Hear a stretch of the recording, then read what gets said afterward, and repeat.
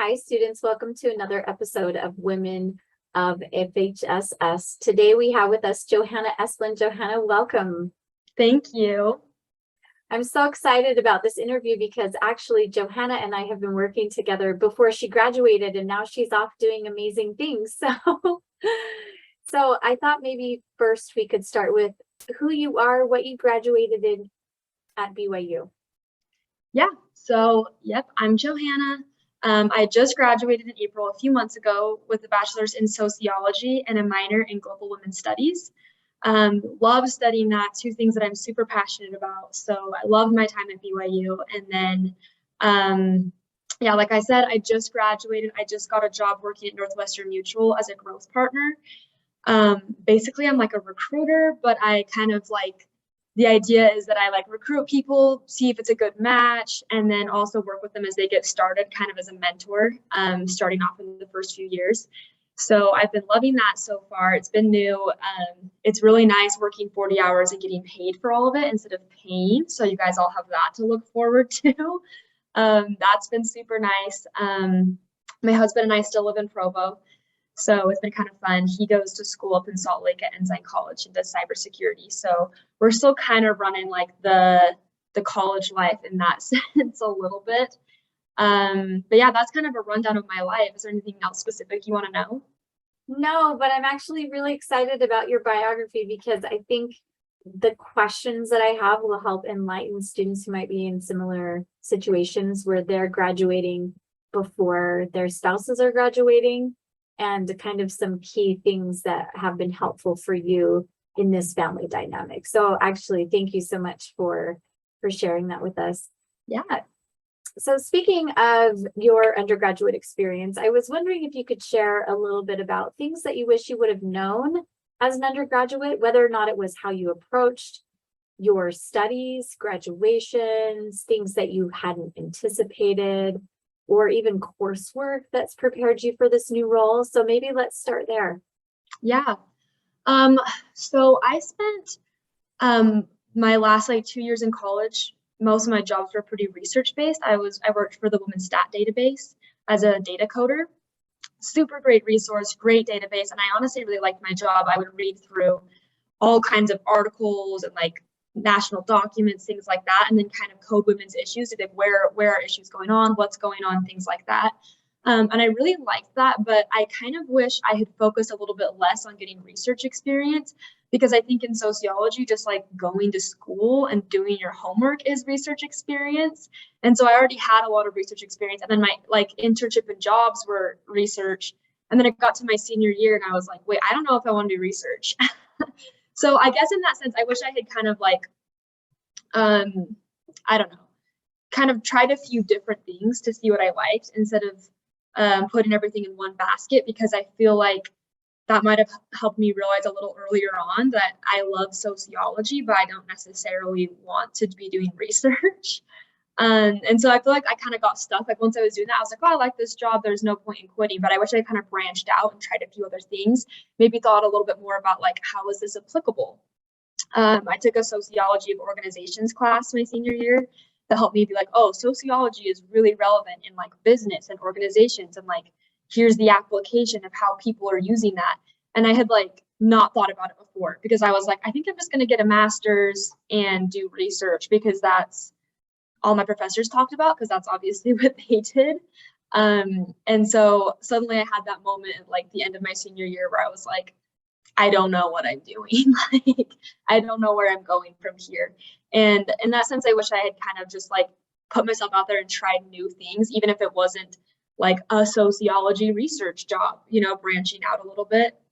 And I think that would have helped me be prepared to start looking at other options, because when I graduated, I was Googling jobs for sociologists. You know what I mean? I wish I had more to go off of these are other things that I like that I can use my sociology skills to apply to. Mm-hmm. Did you feel that the research though helped you to get this particular job? So even though you wished you would have branched out, did you still feel that the things that you learned, kind of the coursework to career connection, did you feel that you were prepared for the kind of role that you have now, in spite of the fact that maybe you would have done it differently? Yeah. Yeah. Interestingly enough, I feel like I was really prepared for it. I just didn't know to look for it, was kind of where the disconnect was. But I think a lot of the skills I got from my research job and from my degree in sociology aren't necessarily hard skills that transferred over, but a lot of the like soft skills have been super important, like learning how to organize data and like read through things. Like I use that in my job all the time still. You know, I have to be organized. I have to keep track of everyone I'm talking to and what stage they're at and remember things about them, you know, so it's still useful, like learning how to use Excel. Um, and I think as for sociology, like, especially so when I had my job interview here, I told them, I was like, I noticed you don't have very many women working here. Can you talk to me about that? And I like brought it up and, you know, brought up my minor in global women's studies, brought up a lot of the things that I've learned about in sociology of like just generally the importance of like making a safe place for women in the workplace, things like that. And that's one of the reasons they hired me on the spot, is they were like, we want someone that cares about that and knows about that, because we feel like we're kind of at a loss in that sense. And so I think even just like the passions that I had for my degree ended up being really relevant. And then there's a lot of the information that I know, like I'm like, okay, like this is probably part of the reason that women aren't working here, things like that, that I can bring up. And like, I can bring up like, this is why it's really important that we have women working here, like a whole range of things that like I bring an interesting perspective to the company. And those are all things that I learned in both my major and my minor at school. And so I kind of was expecting, like, I remember telling my husband, because he does like coding and everything in cybersecurity, like I learned Stata, like I guess I should market that and try and do something in that, because that's like the only like hard skill I feel like I was certified in and I could put on my resume. But you know, I'm talking with Lindsay and like my husband and stuff, talking about like the more soft skills that I got from my degree. That was really what got me my job and what has ended up being more relevant in my day to day. That's amazing. And I have to just say, as a women's advocate, I'm sitting here with this huge grin on my face, because I think that we're coming into a space and organizations are coming into a space that are ready to have those conversations. We just need more advocates to bring those passions to the table. So for me, I'm just really excited to hear that you were able to bring that and you were able to voice and advocate those things during your interview process. And that is maybe what set you apart. And so what I'm hearing is that your passions, along with your soft skills, as well as your work experiences with data, gave you kind of this holistic experience where when you went into this interview, you were kind of a shoo-in for this role. That's what I'm hearing. Yeah, that's what it felt like. I think the hard thing was figuring out how to get it on paper. Basically, like I started off by applying to just like a bunch of jobs, like submitting my resumes and stuff. And I feel like I had a hard time knowing how to put those soft skills on paper in a way that wasn't just like anyone can put good with people, good at relationships. Like anyone can just write that. There's no like proof, you know? And so that was something I struggled with. And then I feel like as soon as I was able to get an in-person interview, I was able to talk it out better. And so that was something I struggled with. And obviously I got the point that like someone was willing to give me a shot for my interview. So it wasn't like awful. And, you know, I was getting responses and stuff. But every time I had an in-person interview, I was offered every job that I got an interview for. So that was kind of an interesting barrier. And I think part of it is because I was able to talk about my soft skills and really show my soft skills, like people skills, things like that, as opposed to just writing like people skills on my resume. And because I think, you know, things like sociology, they really do give you people skills because you're studying people all the time, right? But people don't know what sociology is. So you have to be able to explain that well and explain why it gives you those skills, why you know about people, why you're able to make connections and understand and be empathetic.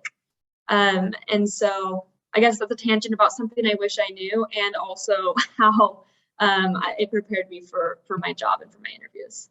That's fantastic. I want to take a step into the steps that you did take to find a job, because I remember meeting you at a time where there were all of these balls in the air, right? Like you were going toward master's degree in research, and then you took a step back and you kind of did this self-evaluation of like, what do I want? What are my requirements? Like, what does this look like? Can you maybe lead us through the questions that you had in your mind, the things that you had to grapple with, and then the actual things that you did to find the current role that you're in? Yeah. I feel like a lot of it was kind of thinking like, what do I really want? And am I settling because I feel like my options are limited? I like got to a point, my senior year that I was feeling like not super confident in like my resume and my ability to get a job maybe. And I was feeling kind of desperate, like, okay, maybe I'll get a master's degree because I was feeling like I'm unemployable as is, things like that. And so I had to kind of take a step back and think, am I doing this because this is what I really want to do? Or am I doing this because I feel like I'm out of options? Because I don't want to be making major life decisions because I feel like I'm out of options when I'm not out of options.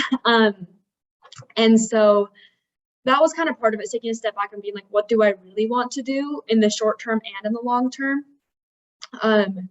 I didn't apply to master's programs for this fall because I kind of was like this panic, like I don't know what to do stage. So then I had to think like, okay, it's already not going to be until like fall of 2024. What do I want to do in between? Do I want to be getting experience to do research, or do I want to just find something to see if I like it? And I had to ask myself those questions, like, am I preparing for a master's program 100%, or am I doing other things and I'm keeping master's in the back of my mind?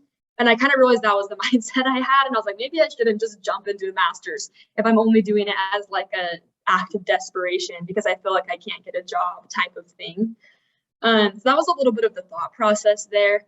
I haven't completely counted it out. Like there could be a point in my life when I go back and get a master's in something. Right now, I'm in a good spot. So I'm like, I don't know if I necessarily need it, but I don't know, things could change. So I haven't completely counted it out, but for the time, I'm not going to be doing that path.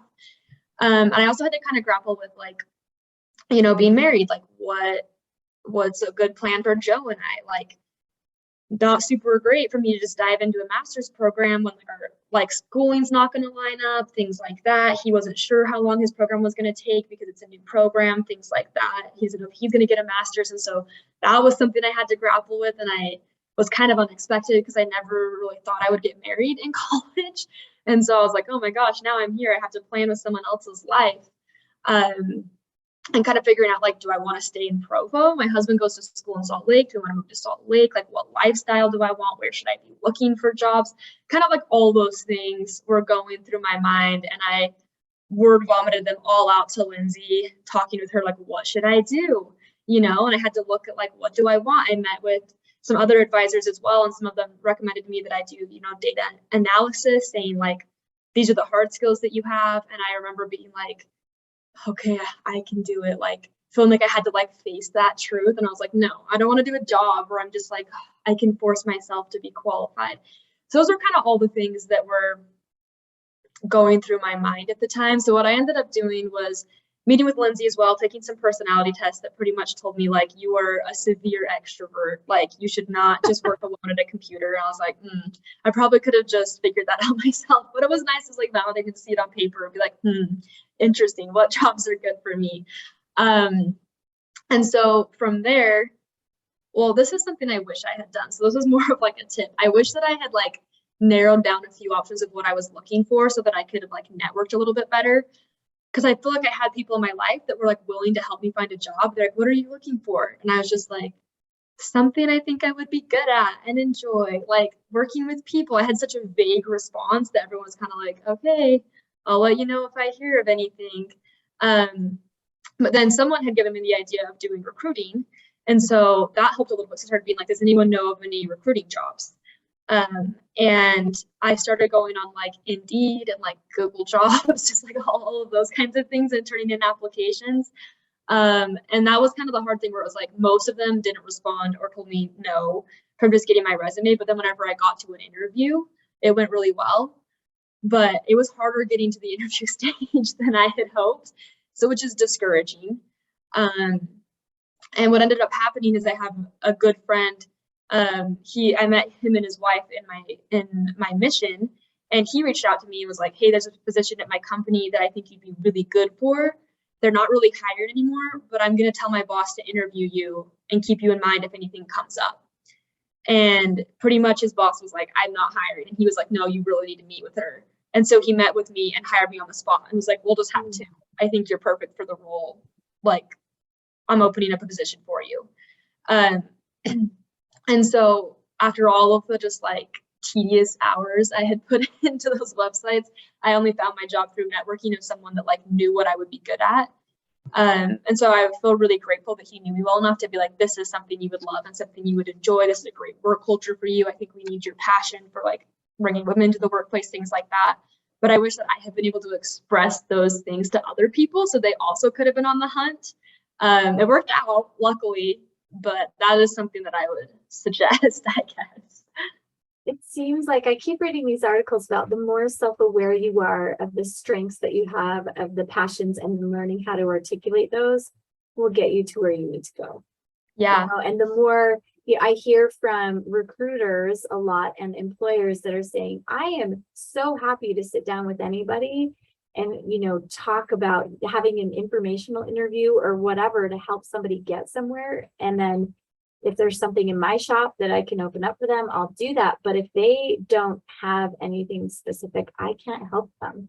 Right. And so I really love that advice that you're giving to our students, like be more specific. And sometimes that specificity, depending on who you're talking to, could change. I remember interviewing at all these different places when I lived out in Washington, D.C. And sometimes I was looking for an analysis job. And sometimes I was looking for a communication job because I didn't want to limit myself to possibility, but I knew that I had skills in each of those areas. And at that point, it just became who I knew, what panned out, and what was available. And it sounds to me like you had someone in your corner, like this really incredible advocate who said, no, really, look at this resume, get her in here, just have a conversation. And you didn't know that you were going to come out with a job, but you went forward anyway. You had that courage to just try something on and something new. And now you're in a space where you love what you do. Yeah, exactly. And, you know, I wish I had been more confident in like telling what I felt like were my skills and passions and what I brought to the table to people that weren't just an employer. So I feel like once I got into the interview, I was like, remember everything I've been told, like women need to like fight for their rights in interviews, need to be able to like bargain, whatever. I had all of that going in my head in the interview. But when I was just like talking to people like, so you're graduating soon, I was just like, yep. And in my head thinking like, please don't ask me what I'm doing after, please don't ask me, because I didn't want to have to be like, I don't know, because everyone's like, sociology, what are you doing with that? And I didn't want to have to say no idea. So I was thinking like, I hope they don't ask me, but I wish that I had thought like, I hope they ask me so I can tell them like, I'm actually looking for a job in recruiting where I get to talk to people and help people develop their careers. Can you think of anyone that might be looking for that at their business? You know, like I wish I had been able to ask them, because I feel like there are people that would have been willing to like refer me, you know, but I just didn't know what I was looking for. And I was too nervous to be like, the reason I'm asking is because I'm great with people. And you know, like I felt weird expressing that, but I really think I shouldn't have, especially now that I'm on the other end in a sense. Like, I never think it's weird when someone's telling me like what they're good at and what their passions are. Cause I'm like, even if you're not the best, if you're like good enough at that to tell it to me, then like I'm interested in talking to you. You know, like I'm not like, I don't know. Now that I'm on the other side, I'm like, I should have just been more bold.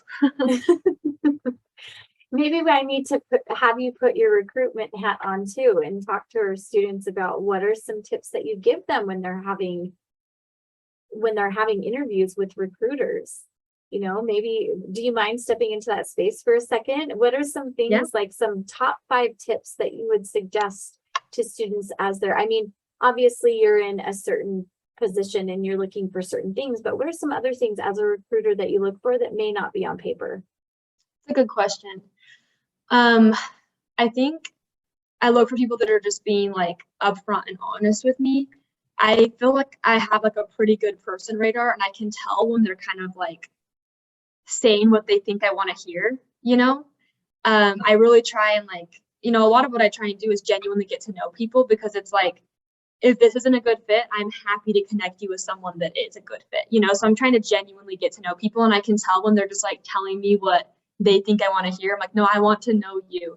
And that's part of like the advice I would give is like, be open and honest in an interview, because you don't want to convince someone that you're the right person for the job and then hate the job. You know, like I have people that are like telling me like, yeah, you know, like I think I'd actually be great at that. And then a few weeks in the job, they're like, I hate this aspect of it. I'm like, this is the aspect you told me you were really interested in. And I think they're just saying what they think I want to hear. But if you're going to get a job that really is a good match for you, I think it's important to just be completely honest and upfront about things, because then you're going to land in a spot built on that honesty and built on who you really are, not on like what you thought the interviewer wanted to hear. I love hearing about people's passions, because I'm like, if you're passionate about something in your life, like you can translate that.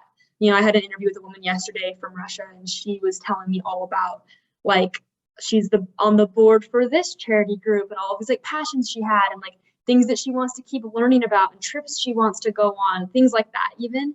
And just even hearing her like be personable and like tell me her dreams was like, okay, she has goals and dreams. I didn't have to just ask like, yeah, I'm a really goal oriented person. It's like, oh, just tell me like what you want to do, you know? So I would say like, just be who you are.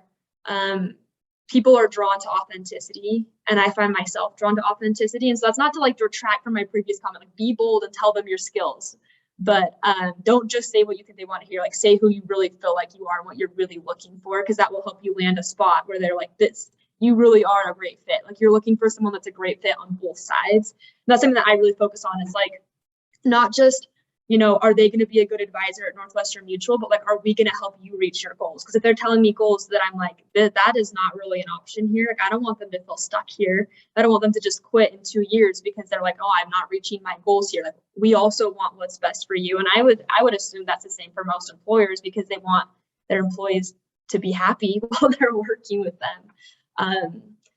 So yeah, I guess that's not a solid list of 5 things, but those are some things that I would keep in mind as you're interviewing. I love that feedback. Thank you so much. I think we talk a lot about that in here at BYU also. Sometimes in desperation to find a job, you end up going into something that doesn't really match your personal goals. And so sometimes it does mean holding out, if you can, right, for something where you can be true and authentic. I was lucky in that sense. Back to the non-recruiter side, just to my life. I was lucky in the sense that I like mentally decided, like after I graduate, I'm taking a month and a half before I start my new job. So I kind of like continued my old job. I was working in a leasing office, one of my jobs. I was working in a leasing office. And so I planned to stay there for a month. And then I planned to have like 2 weeks before I needed to like start getting a little worried financially. And I feel fortunate that I was able to be in that position. But yeah, things worked out that I was able to just like keep my job for a month. It's like a part-time job, so I had plenty of time to look for a job. I traveled a little bit with my sister, went and visited my grandparents, like just kind of took a break, which I think was really important, because then when I was interviewing, I wasn't like, I'm desperate to start a job this week. You know, I was like, okay, I'm talking to other people. I'm going to see what's a good fit for me. Because I think, you know, if you can help it, obviously there's a lot of things outside of your control, but if you can help it, like interviewing when desperate is the worst, because then you're just going to take anything offered to you, and you're not going to be like, I'm going to, you know, try and like increase my pay. I'm going to try and get these things. Like, you're just like, I'll accept whatever's offered. I think that's a hard spot to be in. And like, we almost try not to hire people in that spot because we don't want someone working for us out of desperation. We want people that really want to be here. And obviously that's because circumstances here are different, like, but that's something that I was really grateful I was able to do. So like, if you can like plan to take a few weeks, and also it was nice for me to plan, like have that time after I graduated instead of trying to find a job while I was doing all of my finals and everything. That was just overwhelming for me. So taking a little bit of time to like find myself, spend time with family, evaluate what I wanted to do, like take a step back was really useful. That's fantastic. Thank you for leading us through that process. I'm actually really interested. We've talked a lot about your journey, your process, how you were able to step back and evaluate, and some really great tips for students. I'm curious about your faith. How has your faith played an active role in your decisions?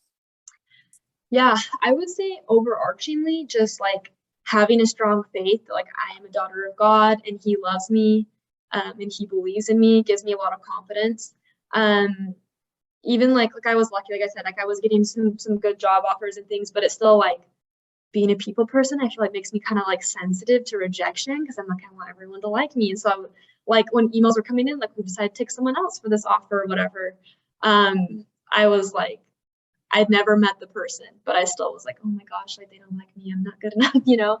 And I think having the overarching faith just in my life of like, no, I'm a daughter of God and I have inherent value, that was helpful to me to kind of get through hard times and be like confident in myself, like, no, like I don't need to let this get me down at all. I think that was important. And also having faith that there's a plan for me, and kind of having faith that like Heavenly Father is going to guide me. And even when I'm like, I have no clue what I'm doing, and I graduate in literally 1 month, that's fine. He has a plan. He's going to help me figure something out. And I think more specifically, I know I talked to Lindsay about this a little bit. My friend had told me about this job opening in January, and I felt really good about it, but I felt prompted to like not apply, which was a really like confusing prompting to get. Like, this is a really good job, don't apply. I was like, okay, I can't really apply because I'm in school, but thanks for clarifying. I don't know. So then I graduated and the job wasn't open. And what ended up happening is the woman that was hired in January quit before I applied.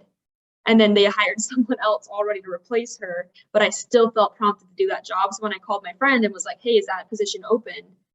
He was like, no. And I like, because I had that prompting, like pushed for it a little bit. I was like, really? Because I kind of feel like it's going to be a really good fit for me. And so like me pushing for it kind of like built to him pushing for me to get an interview, which built to me getting the job. And I think like instinctively that is not something that I would have done, but because I was trusting, like, okay, this is what God told me to do, I'm going to do it. I think that was helpful. So just like having that trust in him kind of led me to be like, okay, I'm going to trust every little prompting that you give me, and trust that there's a plan and that you're going to stop me if this is not the right path. Felt really good about things so far. So I guess it's going well.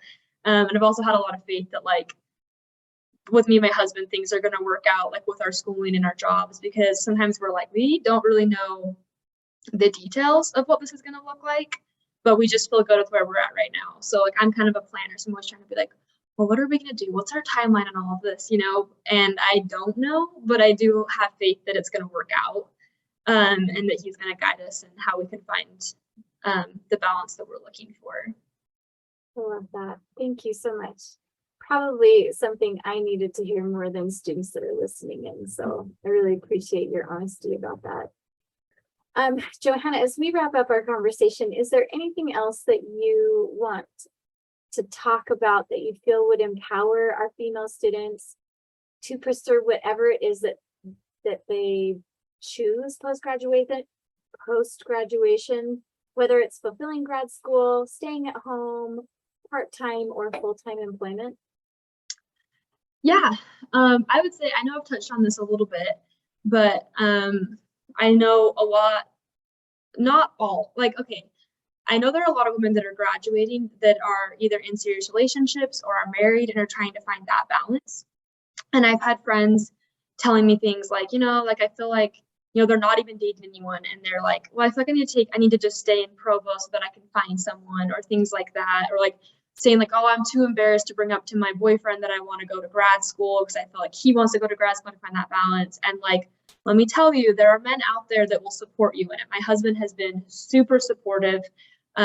We still live in Provo so that I can go to my work job here, and he commutes to Salt Lake every day. So it's definitely something that we're making work. And right now our plan is I'm going to continue with my career, and once he graduates, he's going to work for a few years, and then once we have kids, he's going to cut back and do part-time from home, and I'm going to keep working, which, like I said, we're still like in the planning phases. We'll see. Faith that God will tell me what the plan is when we get there. But I think it's important, like when you're looking for people, to kind of talk about what you want, and also realize that there are men out there that are super willing to support you in what you want to do. To not be afraid to talk about that, because that's something that I brought up even when I was dating. Like, I don't know if I want to be a stay-at-home mom, and he was really supportive of that. But I've also had friends bring up like, I want to be a stay-at-home mom, when their husbands are really supportive, you know. And so looking for that support, I think, is really important. And I just wanted to share there are people out there that are supportive, because I've had a lot of friends have bad experiences, especially at BYU, saying like, I don't really think there are men that are supportive. There are men that want me to be a stay-at-home mom, or men that want me to work. It's like, there are men out there that care about you and do not care. Like, my husband's like, whatever you want to do, we're going to work it out. So that's something that I would share. Just because I have a lot of friends that are like losing faith in that, I guess. I also would share just that I've had a great experience here at Northwestern Mutual of people like putting in conscious effort to make this a safe place for women, and like have like a diversity and inclusion committee. And we have like a Women of Northwestern Mutual Utah Association that we meet together and like build each other up and are here for each other.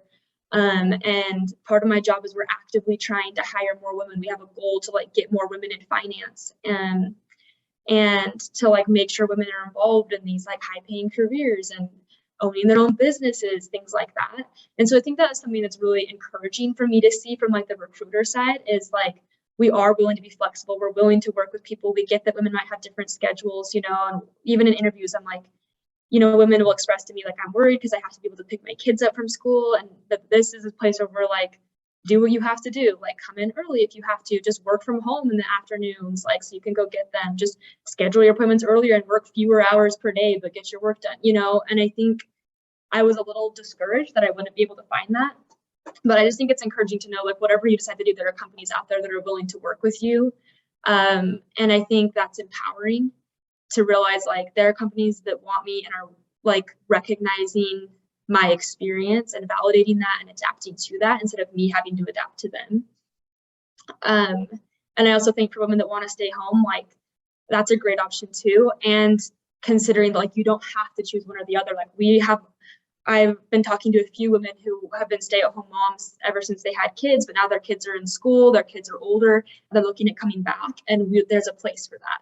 So you don't have to feel like you're canceling out one option by choosing another, I guess, if that makes sense. Like, those things aren't all mutually exclusive. There's companies that are willing to work with you. So yeah, I guess that's my rant there, is just giving hope that there's a space for you and people are willing to build that space depending on your needs. So don't settle for a company that's not willing to do that. That's amazing. Thank you so much. I feel a lot of hope in what you're saying, and I love that you wrapped it up with it when you have your own personal goals in mind, the people that are in your life who will be supportive of that, and then also employers who will be supportive of the different things that make us human and that contribute to the varied personal passions, the multi-passions, and the circumstances that we're in. I just think that that's really empowering. So thank you so much for your interview and for your time today, Johanna, and we wish you the best of luck at your new job. Thank you so much.